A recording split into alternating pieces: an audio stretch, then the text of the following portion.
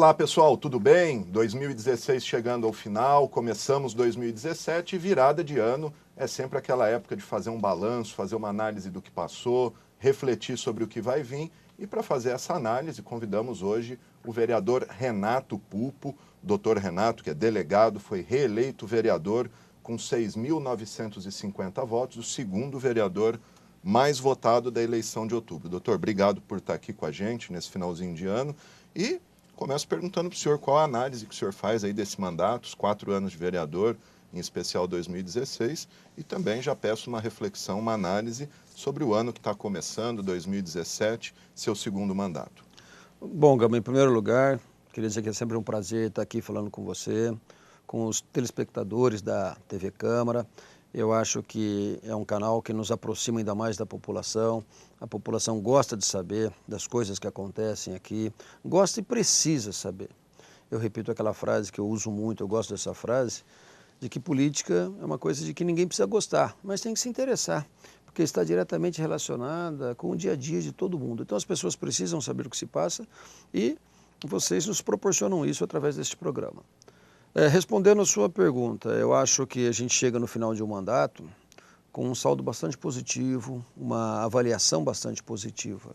Eu trabalhei 4 anos aqui na Câmara e a votação que eu tive, acho que reflete bem o que eu estou falando.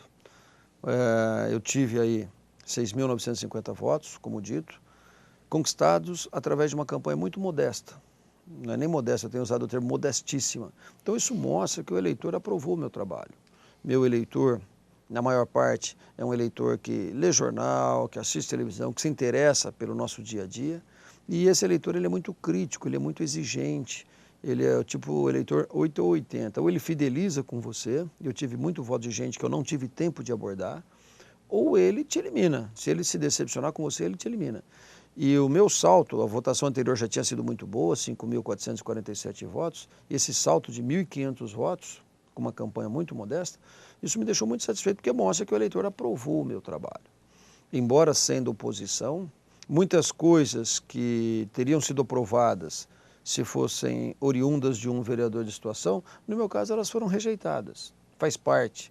Isso me aborreceu, obviamente, porque eu acho que aquele sentimento de rancor que o prefeito e os vereadores da base sentiam em relação a mim, ele acabou prejudicando a população. Vamos rejeitar o projeto do vereador Renato Pupo. Mas aquilo não era para mim, era para a população. Então a gente, obviamente, tem isso a lamentar.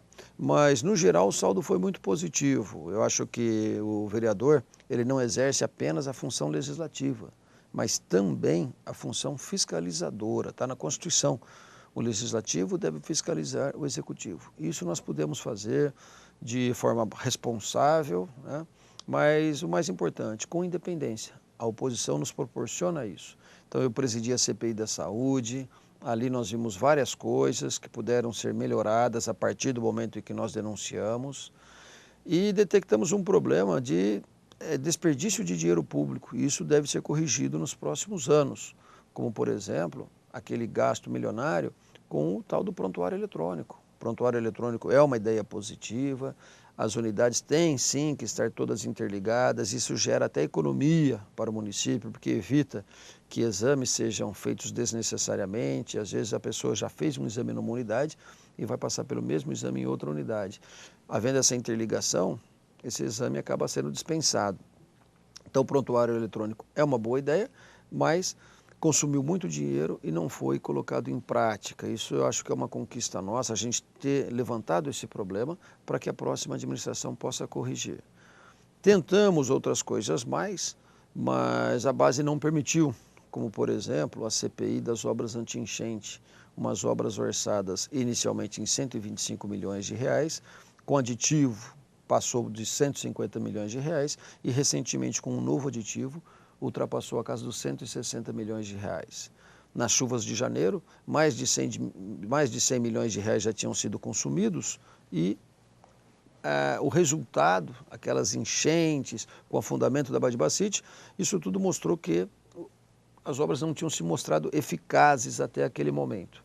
Então a gente espera que em janeiro a gente não tenha nenhum fato negativo, mas se tiver, se isso acontecer, se as obras não se mostrarem suficientes para conter a força das águas das chuvas, aí nós vamos tentar novamente uma CPI.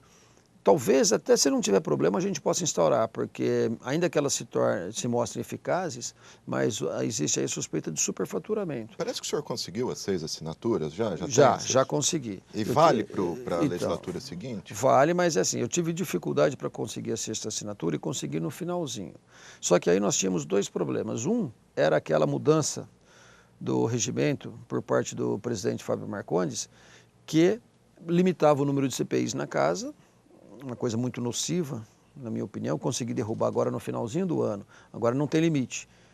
E a outra coisa, a regra anterior que eu consegui restabelecer, determinava que só poderia fazer parte da comissão aquele vereador que tivesse assinado o requerimento de instauração, uma coisa lógica. Eu acho que determinado fato deve ser investigado. Eu quero participar da comissão investigativa. Outro acha que o fato não deva ser investigado. Não faz o menor sentido ele participar da comissão. Então, essa era a regra. O presidente Fábio Marcondes mudou a regra, começou a prevalecer a proporcionalidade, os partidos com o maior número de vereadores na casa. Isso provocou uma situação muito ruim, como, por exemplo, da Rio Preto Prev, em que 2 vereadores que eram contrários à instauração se colocaram, um como presidente e outro como pretenso relator. Então, isso volta ao normal. E no finalzinho, então, eu consegui a 6ª assinatura, mas, por esses problemas que eu acabei de relatar, eu acabei não protocolando. Desses 6 que assinaram, 2 não estarão na casa, mas, então, por isso é que não vai valer. Eu vou ter que fazer um novo requerimento, mas eu imagino que não terei dificuldade para conseguir novamente as 6 assinaturas. Sem dúvida. Outra investigação que o senhor participou, ajudou aí, é a questão do lixo. Como é que está essa situação? Recentemente, o Tribunal de Contas parece que apontou algumas irregularidades, não sei se já é consolidado, mas houve o apontamento, né? Sim, mais uma coisa importante, foi bom você tocar no assunto, porque muitas vezes as pessoas, uns por falta de conhecimento, outros até por má fé, falam, a oposição grita e não chega a lugar nenhum. Mas chega sim. Essa questão do lixo, por exemplo, isso é fruto de um trabalho conjunto. Mérito para o Observatório Social, mas eu tenho orgulho de dizer que contribuí para isso, porque o Observatório muitas vezes pedia informação para a Prefeitura e a Prefeitura omitia essas informações. Aí eles recorriam a mim, eu como vereador fazia o requerimento de informações e a lei orgânica impõe ao município responder aos requerimentos dos vereadores no prazo de 30 dias. Então vinha a resposta e eu encaminhava a resposta para o Observatório. Então eu tive essa participação da qual eu me orgulho de ter ajudado o Observatório Social a obter as informações necessárias para que pudesse fazer uma avaliação criteriosa, técnica. O Observatório tem muitos auditores da Receita. Então eles fizeram essa avaliação e chegaram à conclusão de que houve sim esse superfaturamento. Então eles encaminharam isso para o Tribunal de Contas e o Tribunal de Contas agora fez esses apontamentos aí. Então eu acho que isso é mais uma conquista nossa, mais um fato positivo desse meu trabalho nos últimos 4 anos. O senhor acha que caberia no próximo mandato, no próximo legislatura, uma CPI para investigar a questão do lixo em Rio Preto? Acho que cabe, isso deve ser proposto também logo no início. Eu acho que muitas coisas desta legislatura que não puderam ser apuradas, por conta disso tudo que eu já relatei, essa mudança no regimento interno, né? Aquela chamada blindagem do prefeito municipal, isso deve ser apurado assim que começarmos o próximo mandato. Tinha uma manobra que era um projeto do vereador Gerson Furquim que criava um tal do blocão. E esse blocão, ele ia ter, digamos assim, força para controlar as comissões processantes, as comissões permanentes, as SEVs, tudo mais.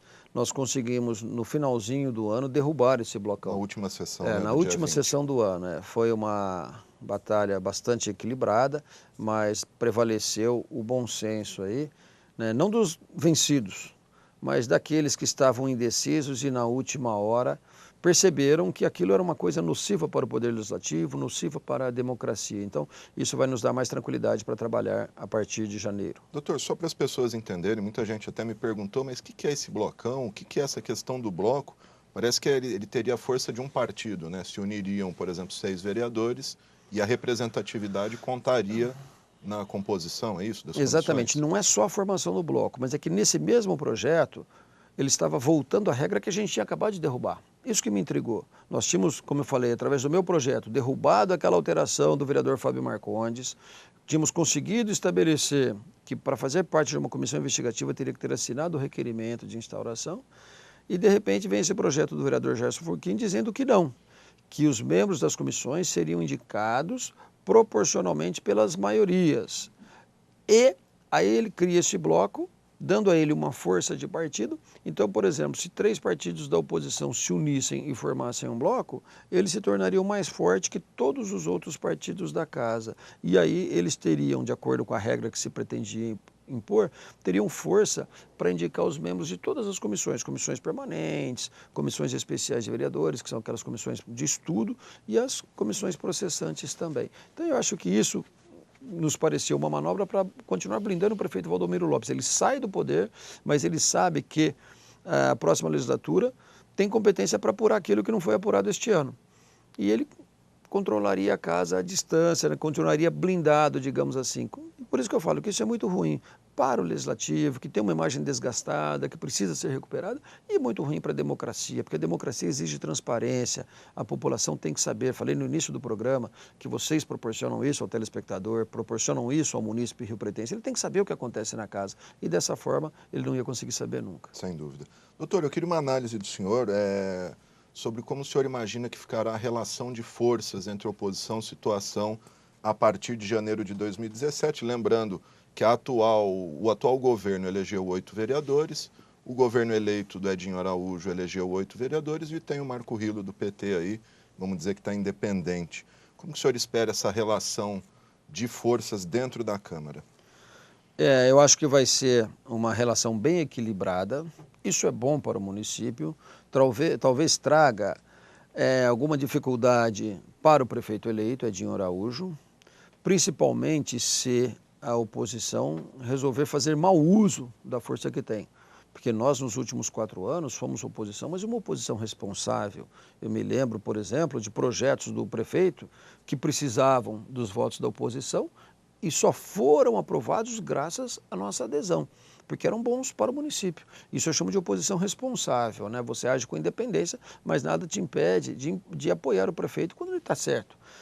Se as coisas mudarem, se a nova oposição fizer mau uso dessa força que tem, isso vai ser ruim para o prefeito e vai ser ruim para o município. Agora, se eles usarem para o bem essa força, as forças ficam equilibradas, o prefeito talvez tenha alguma dificuldade, mas o município acaba ganhando com isso. E o vereador Marco Rilo, aquilo que você falou, a gente não presume que ele vá ser independente. Eu ouso afirmar que ele vai ser independente, é o estilo dele, isso é muito bom também. Sem dúvida. E a situação do senhor em particular? O senhor, nos últimos 4 anos, se notabilizou aí, como o senhor disse, uma oposição responsável.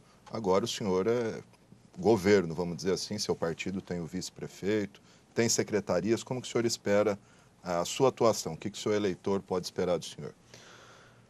Bom, como foi dito, eu era uma oposição responsável e agora eu vou ser uma situação responsável. Acho que é isso. O que é ser situação responsável? Quando nós escolhemos apoiar o prefeito Edinho Araújo, é porque nós acreditávamos nele e continuo acreditando. Ele tem demonstrado responsabilidade, preocupação com o Rio Preto nos mínimos detalhes, nas nossas conversas, nas suas atitudes, ao montar o seu secretariado.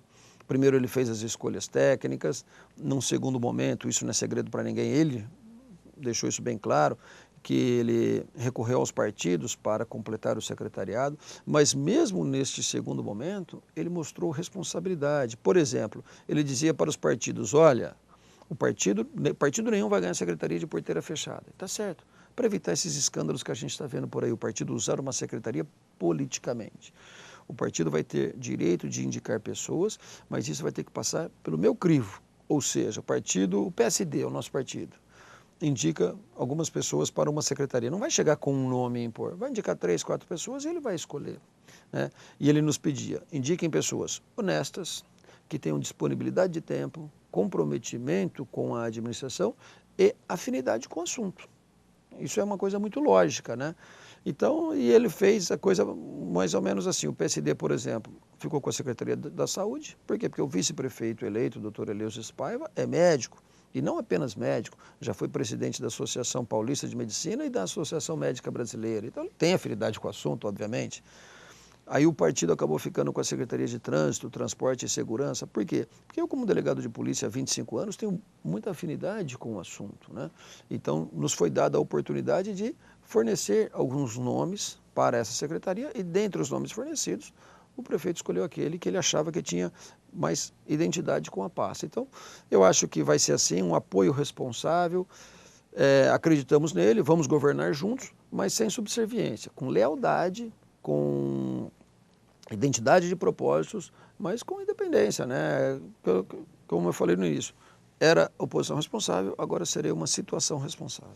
Tá certo, gente. Esse é o vereador Renato Pupo, do PSD, reeleito com 6.950 votos, o segundo mais votado da cidade, acho até da história, né? Acho que talvez Sim, tenha a sim, é isso. segunda maior votação de Rio Preto. Peço licença para o senhor, vamos fazer um rápido intervalinho e a gente volta na sequência.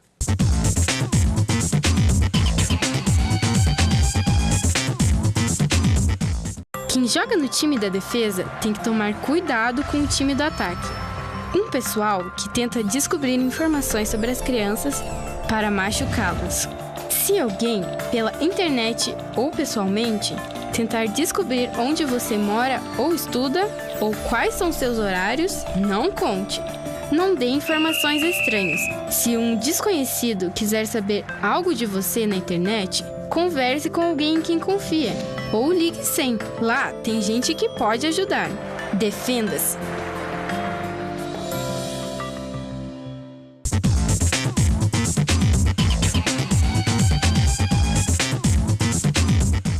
Ok, gente, estamos de volta nessa entrevista especial de análise, balanço de final de mandato com o vereador Renato Pupo. Doutor, uma outra situação, a gente estava fazendo um balanço aí do seu mandato, uma perspectiva do novo mandato. É uma coisa que o senhor bateu bastante, inclusive por meio de indicação, é que a prefeitura adote um modelo padrão nos veículos, cores de prédios, enfim, para evitar que nessa mudança de mandato tenha novos gastos. Como é que está essa situação? Bom, foi bem lembrado isso, Gama. Eu fiz uma indicação, porque a gente vê, isso é uma prática que ocorre no Brasil, geralmente o administrador gosta de deixar a sua marca. Só que eu acho que o administrador tem que deixar a sua marca através das suas atitudes, mas muita gente prefere deixar a marca através das cores de seu partido.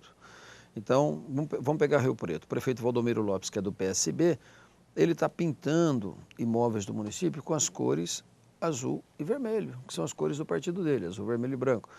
Isso não tem nada a ver com Rio Preto. Então a gente vê, por exemplo, semáforos, azul e vermelho, pontos de ônibus, agora com essa mobilidade urbana, azul e vermelho, as UBSs que ele inaugurou, isso ele fez bastante, a gente tem que destacar, faz parte da oposição responsável, destacar as coisas positivas, azul e vermelho, mas não são as cores do município. Então eu fiz uma indicação para que, eu gostaria que ele tivesse legislado nesse sentido, ele ignorou, mas eu vou trabalhar em cima do prefeito Edinho Araújo para que ele legisle, já que a Câmara não tem competência para legislar sobre esse assunto. Por isso que eu fiz apenas a indicação, para que ele legisle, estabelecendo que, doravante, os prédios públicos tenham que ter as cores do município, vermelho, preto e branco. Seja quem for o próximo prefeito, vai ter que respeitar. Porque imagina, entra um novo prefeito, quer pintar com as cores do partido dele. Aí, às vezes, o imóvel está com uma pintura boa, uma pintura nova, e acaba tendo um gasto desnecessário para mudar para as cores do partido do novo prefeito. Então, isso é desperdício de dinheiro público e mais, enfraquece aquela identidade do munícipe com o seu município. Tem muito riopretense que não sabe quais são as cores de Rio Preto. Agora, a partir do momento que a gente fixar essa ideia, todos os prédios públicos com as cores do município, as novas gerações vão crescendo, vendo aquilo, a pessoa chega na adolescência já sabendo quais são as cores do seu município. Então, eu tenho hoje essa indicação, mas eu vou trabalhar junto ao prefeito Edinho Araújo para que ele elabore uma lei nesse sentido. O senhor citou a questão da mobilidade urbana, a gente está vendo agora aí a consolidação do corredor de ônibus, pelo menos aqui na Avenida Alberto Andaloja, estão pondo placa de proibido estacionar. Qual que é a avaliação que o senhor faz desses corredores de ônibus, o que tem gerado aí bastante polêmica, principalmente com os comerciantes? Esses corredores de ônibus, assim como outras iniciativas do prefeito Valdomiro Lopes, eu acho que são frutos da sua personalidade, o seu jeito de agir, centralizador, não aberto ao diálogo E aí acaba gerando essa insatisfação generalizada como aconteceu. Isso aconteceu nos corredores de ônibus, aconteceu no terminal urbano da Praça Cívica. Então ele conseguiu desagradar as pessoas por não ter dialogado de maneira adequada, conseguiu terminar o seu governo com as obras pela metade, o que é lamentável. Começou no finalzinho, nós alertamos, fomos mal interpretados por alguns, achando que se estivéssemos apenas nos rebelando por sermos da oposição. Mas não é, porque a gente estava antevendo o que ia acontecer, todo mundo sabia que ele não ia conseguir concluir. E mais, o valor, né? Com aditivos e aditivos e aditivos, então isso é muito ruim para o município. Eu acho que é a marca do Valdomiro essa. Agora o Edinho vai ter que cuidar disso.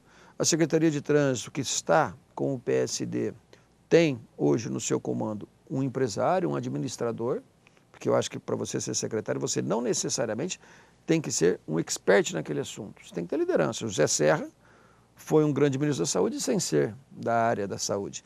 Então, ali na Secretaria de Trânsito nós temos um empresário, um administrador, só que assessorado por um engenheiro de tráfego, né? Marcos Apóstolo e a Mauri Hernandes. Então eles vão ter que cuidar disso. Eu acho que dá para melhorar bastante assim, mas para isso tem que ter estudo, tem que ter muito diálogo. Sem dúvida.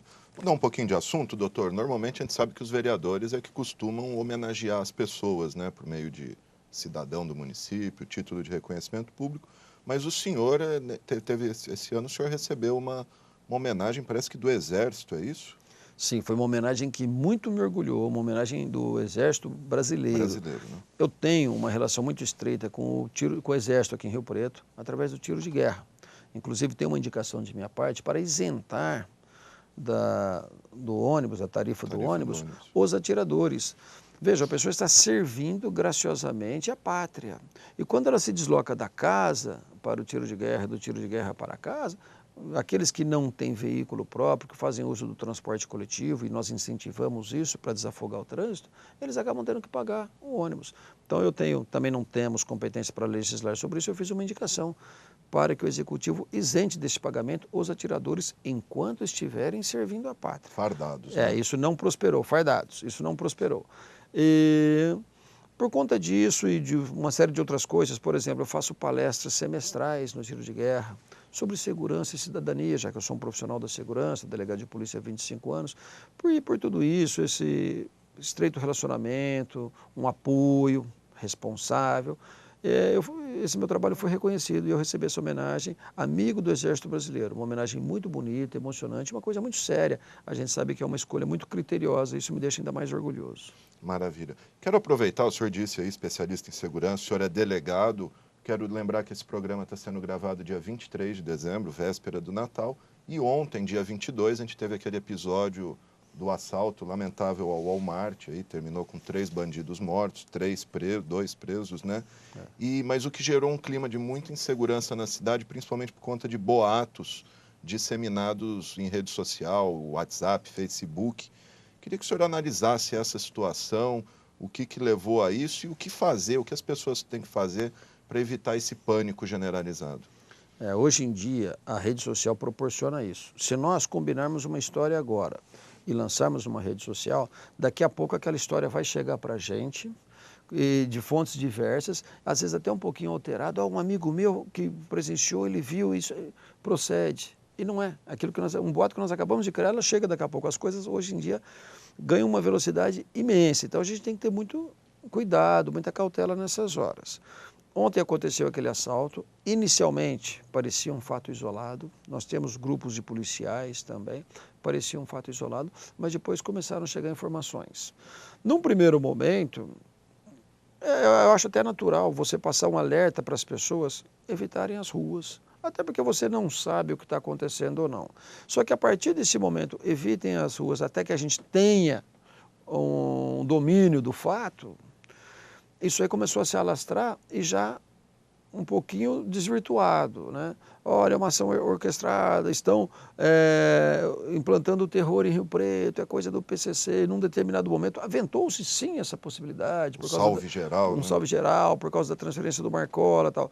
Mas isso não se confirmou. E aí, com o passar do tempo, foram chegando as informações de que vários outros delitos que teriam sido noticiados não eram verdadeiros. E alguns poucos que de fato ocorreram não tinham vínculo com aquilo que estava acontecendo no Walmart. É normal, numa cidade de 500 mil de habitantes, que você tenha mais de uma ocorrência ao mesmo tempo, ocorrências simultâneas, né? Mas aí as pessoas começaram a estabelecer vínculos, só que isso não se confirmou. O que teve foi aquele fato do Walmart.